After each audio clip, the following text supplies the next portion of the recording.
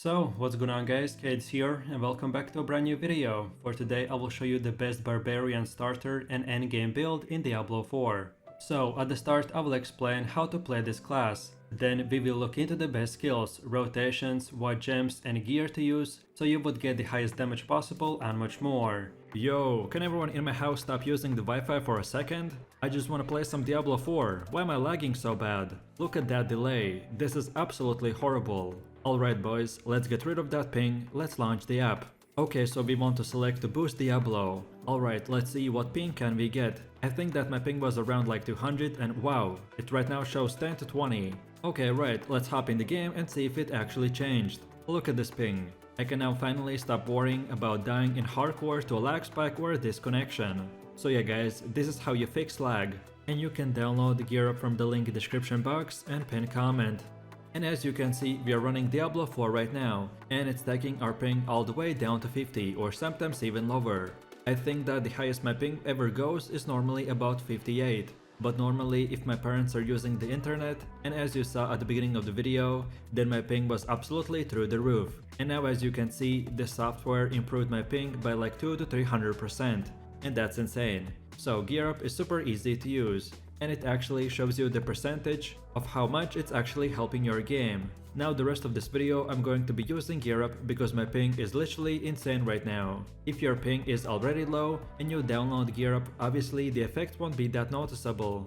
But it can stabilize your ping, and it can help you to reduce lag spikes. And on top of all of this, since some of you guys may be on console, there's a hardware dedicated for consoles, and it's called the Hyprev. I'll also link that in the description below. Now I'd like to also challenge you guys to see how low your ping can go. Mine went to around 50. So, can you go lower? Well, if you want to find out, then click my link in the description and go purchase Gear Up today. And with that said, thanks again to Gear Up for sponsoring this video. So Barbarian has big AoE skills with high damage to farm a lot of mob groups very quickly. These skills suffer from relatively long cooldowns, so make sure you group up your enemies to kill them very efficiently. For this video I will be using the whirlwind build, which is currently the most beginner friendly and the highest DPS build in the game.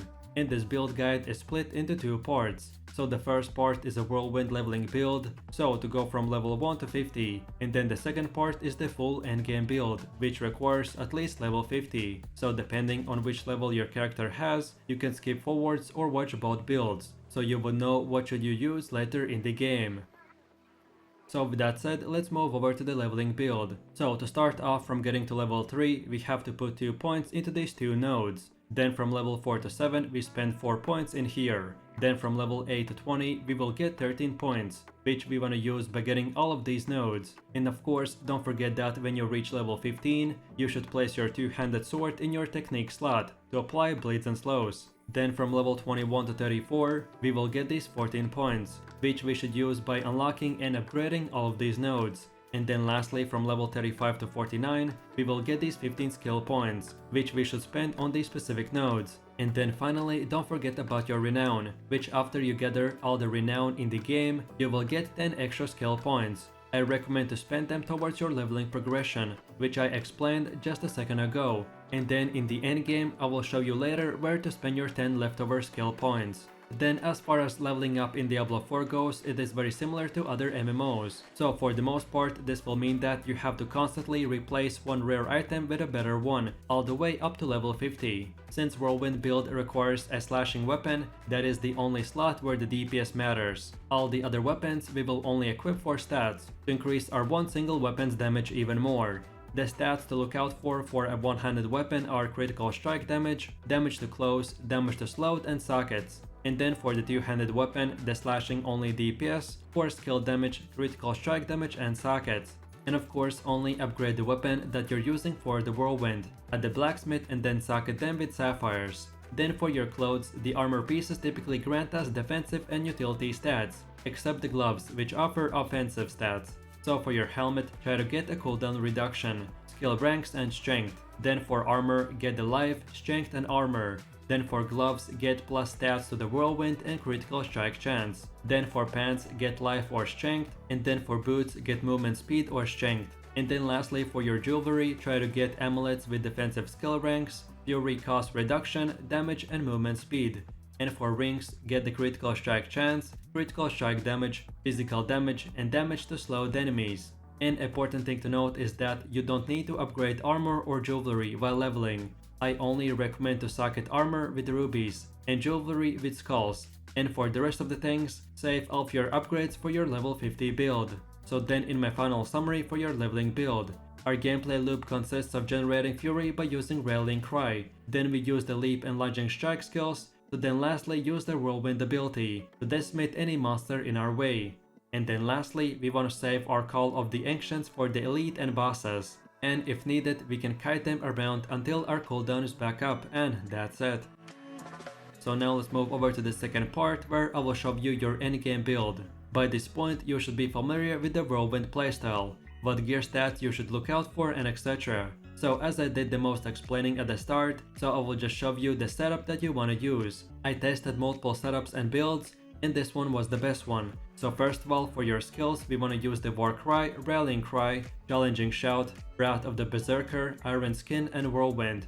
As for your gear, we already discussed what stats you should look out for, but if you're looking for purely best of the best gear, then here it is. So we want to get the Harlequin crest and slot in the damage reduction gem. Then for your chest, get the chest armor called the Disobedience and slot in 2 damage reduction gems. Then for the gloves, get the Gore's Devastating Grip. Then for the pants, get the Temerity and slot in 2 more damage reduction gems. Then for the boots, get the Ghostwalker boots. Then for the amulet, get the Melted Heart of Selig. And then lastly for your first ring, get the Ring of the Echoing Fury. And then for the second one, get the Bolt Chieftain's Ring.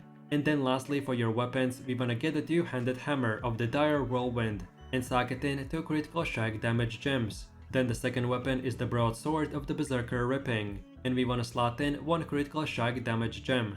Then for one of the last ones, equip the Remeladin's Magnum Opus and slot in 1 critical strike damage gem. And then finally get the Grandfather Sword and slot in 2 same type critical strike damage gems.